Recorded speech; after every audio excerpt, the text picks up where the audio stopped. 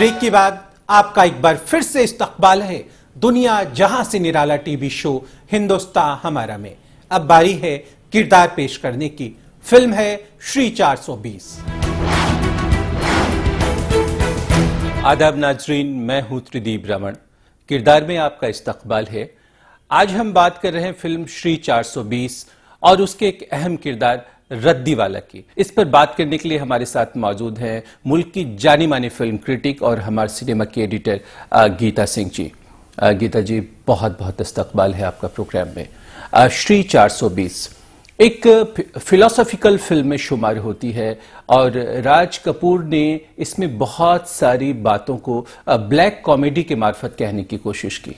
श्री 420 1955 में रिलीज हुई थी और राज कपूर जी की ये शायद सबसे बेहतरीन फिल्म मानी जाती रहेगी, जिसमें उनकी डायरेक्शन और एक्टिंग में, हालांकि उन्होंने चार्ली चैपलिन की लिटिल ट्रैम्प में जो उनकी एक्टिंग थी उससे वो इंस्पायर्ड हुए थे और उसी तरह से उन्होंने अपनी बातों को कहने की कोशिश की थी। एक बात बोलूं, बुरा तो ना मानो, तुम केले वाली नहीं दिल वाली हो, दिल वाली लेडी केले वाली। Thank you. तो क्या ये फिल्म की कहानी भी कहीं से मुतासिर थी? नहीं, फिल्म की कहानी पूरी तरह से ओरिजिनल थी और उस दौर में जहां पर एक नेहरूवियन एरा जो चल रहा था, एक नेहरू जी की सोच थी और उसके साथ में एक स्वदेशी वाली सोच का जो एक कंट्रास्ट था, उसके बिहाफ में, उसके बैकड्रॉप में ख्वाजा अहमद अब्बास साहब ने कहानी लिखी और उनके डायलॉग्स भी उन्होंने ही लिखे थे और एक बेहतरीन कहानी उन्होंने श्री 420 में दी थी। ये आपने उल्टा ही कहा। झूठ बोलने से ही तो बढ़िया कार में बैठने को मिलता है, नाजुक नाजुक हाथों से ओडिकोलोन लगाया जाता है और सच बोलने पर फिर वही जूतियां चटखानी पड़ती हैं सेठ जी। श्री 420 को नेशनल अवार्ड मिला, 2 फिल्म फेयर पुरस्कार मिले इसे, एडिटिंग, बेस्ट एडिटिंग के लिए और बेस्ट सिनेमेटोग्राफी के लिए। इसके बारे में कुछ पता है? राधू कर्माकर जी के इसमें कैमरा था और उनका कैमरा राज कपूर जी की लगभग हर फिल्म में रहा है। राज कपूर जी की एक खूबी थी कि वो एक टीम थी उनकी, उसी टीम के थ्रू वो हर फिल्म को बनाते थे अपने, और जी.सी. मायकर जी का इसमें एडिटिंग थी। और ये फिल्म नेशनल अवार्ड तक इसलिए गई क्योंकि इसमें एक सेकुलरिज्म का जो मैसेज दिया गया वो बहुत पूरी तरह से और बहुत क्लियरली आया और आज भी ये फिल्म आज के नौजवानों के लिए उतनी ही मुतासिर है। एक बहुत खास बात रही इस फिल्म के किरदारों के साथ कि वो प्रतिबिंबित करते थे, रिफ्लेक्ट करते थे अपने नाम के साथ। श्री 420 एक पूरी तरह से फिलोसफिकल फिल्म है जो आज भी हमें, आज की जो मेटेरियलिस्टिक बातें हम करते हैं उसमें आज भी एक रेलेवेंस रखती है। ये एक आम आदमी की कहानी को कहती है और इसके जो एक एक डायलॉग्स हैं वो अपनी आप में एक सटायर करते हैं।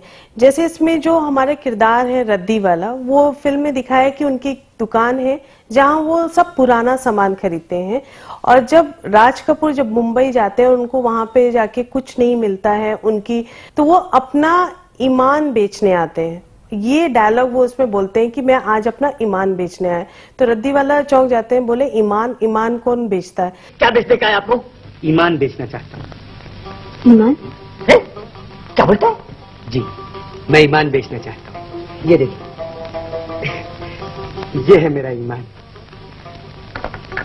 राष्ट्रीय अनाथ आश्रम, सच्चाई और ईमानदारी के लिए पहला इनाम, राज, इलाहाबाद। जी, आप इस ईमान की क्या कीमत लगाते हैं? और वहीं से कहानी का एक मैसेज आता है कि वहां मुंबई एक ऐसी जगह है, एक मायावी दुनिया, जहां पे आदमी को ईमान बेच के ही आगे बढ़ना पड़ता है। तो यही चीज को राज कपूर ने दिखाने की कोशिश की। काम नहीं मिल सकता? पढ़े लिखे ईमानदार मेहनती जवान को काम नहीं मिल सकता? क्यों नहीं? इसलिए कि ये बंबई है मेरे भाई, बंबई बड़ा शहर।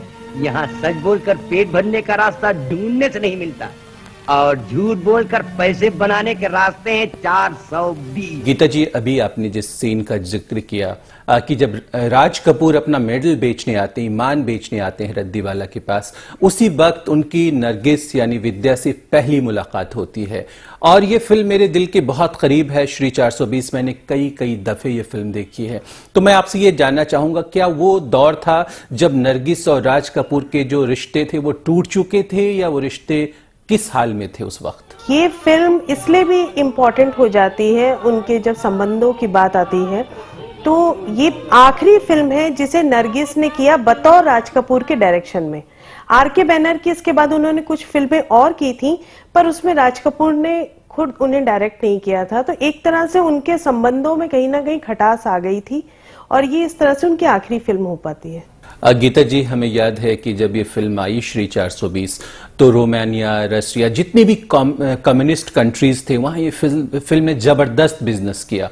राज कपूर हमारे देश के अलावा रशिया में, रोमानिया में, चाइना में हमेशा से, इनफैक्ट जापान में भी नेहरू के बराबर माने जाते रहे हैं कि उनके कंपैरिजन में एक दो ही लोग वहां पे फेमस हुए थे इंडिया से, एक जवाहरलाल नेहरू, दूसरे राज कपूर।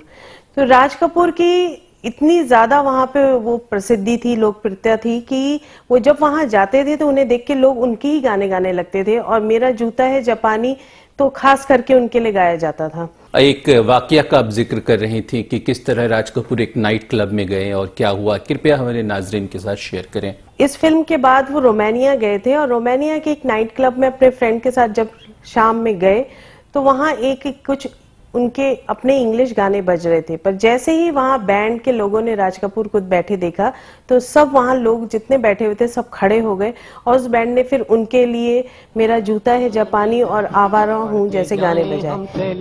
जैसे एक दरिया तूफानी, सर पे लाल टोपी रूसी, फिर भी दिल है हिंदुस्तानी। तो इस चीज से वो राज कपूर इतने ज्यादा मतलब मूव्ड ऑन हो गए, उनको ऐसा लगा जैसे कि उनके लिए सबसे बड़ी जो उनको कुछ अवार्ड मिला तो यही है कि लोगों का प्यार। गीता जी, मेरा जूता है जापानी जैसे गाने क्या उस बैकड्रॉप पे नहीं कहे गए या स्वदेशी की बात करते रहे? ये गाना एनआरआईज के बीच हमेशा से पॉपुलर रहा है, यहाँ तक कि महाश्वेता देवी से भी जब एक इंटरनेशनल बुक फेस्टिवल में जब पूछा गया तो उन्होंने यही गाना गा के अपने बारे में बताया कि मेरा जूता है जापानी, मेरा जूता है जापानी, ये पतलून इंग्लिस्तानी, सर पे लाल टोपी रूसी, फिर भी दिल है हिंदुस्तानी, मेरा जूता। उन्होंने कहा कि अपने आप को हिंदुस्तानी बताने के लिए शायद सबसे एप्रोप्रिएट यही सॉन्ग है। गीता जी, फिल्म की मौसीकी की बात करें तो क्या खास था उसमें?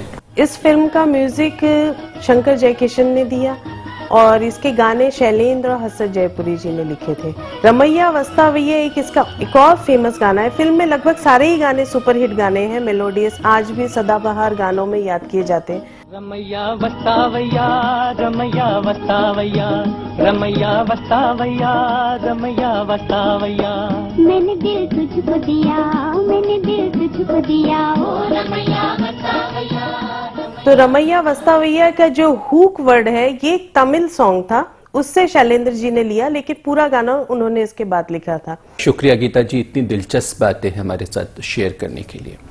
आज के किरदार में बस इतना ही, फिर होती है मुलाकात एक नए किरदार के साथ। तब तक के लिए खुदा हाफिज। आज का हमारा ये प्रोग्राम आपको कैसा लगा, ये बताने के लिए आप हमसे इस पते पर राब्ता कायम कर सकते हैं। यकीन मानिए आपका हर एक मशवरा हमारे लिए बेहद कीमती है। चंद कदमों के निशान, हाँ कभी मिलते हैं कहीं, साथ चलते हैं जो कुछ दूर, फकत चंद कदम और फिर टूट के गिर जाते हैं, ये कहते हुए अपनी तन्हाई लिए आप चलो तन्हा अकेले, साथ आए जो यहाँ कोई नहीं कोई नहीं। आज के एपिसोड में बस इतना ही। आपसे फिर होती है मुलाकात इतवार की सुबह ठीक 11:30 बजे हिंदुस्तान हमारा के संडे स्पेशल में। तब तक के लिए मैं त्रिदीप रमण अपनी को होस्ट साइमा खान और एनटीआई टीवी की पूरी टीम के साथ आपको कहना चाहता हूं अलविदा। आप खुश रहें, सलामत रहें, आबाद रहें। खुदा हाफिज। खुदा हाफिज। हमारे साथ मौजूद हैं आज की बातचीत में कर्नाटक के पूर्व मुख्यमंत्री श्री बीएस येदियुरप्पा जी,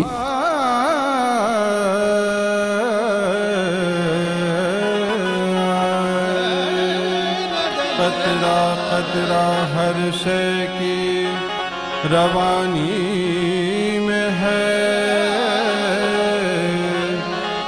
जो ये वतन जिंदा है तेरी जिंदगानी